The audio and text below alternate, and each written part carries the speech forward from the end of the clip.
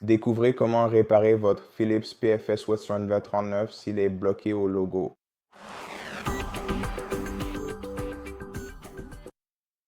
Donc, si cela vous arrive, eh bien, tout d'abord, essayons de réinitialiser le téléviseur en douceur en maintenant enfoncer le bouton d'alimentation situé dans le coin inférieur droit de votre téléviseur. Il suffit d'appuyer dessus et de le maintenir pendant environ 15 secondes.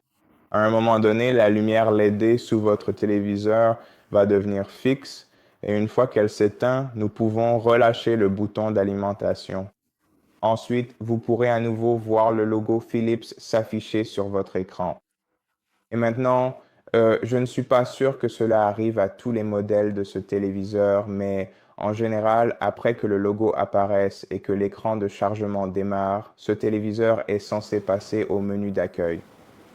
Mais dans mon cas, après cela, je dois généralement appuyer sur le bouton accueil pour accéder à l'écran d'accueil. Là, comme vous avez pu le voir, ça a en fait commencé à diffuser la télévision. Donc, cette fois, ça ne s'est pas produit. Mais souvent, ça reste juste bloqué après un logo. Et pour que ça fonctionne, il suffit d'appuyer sur le bouton accueil ou n'importe quel bouton, en fait, qui vous fera passer à à une autre source sur votre téléviseur. Et puis, il suffit d'attendre que votre téléviseur démarre. Maintenant, si cela ne vous aide pas, alors nous pouvons redémarrer complètement le téléviseur. Donc, il suffit de débrancher votre téléviseur de la prise électrique et de le laisser comme ça pendant environ 2 minutes.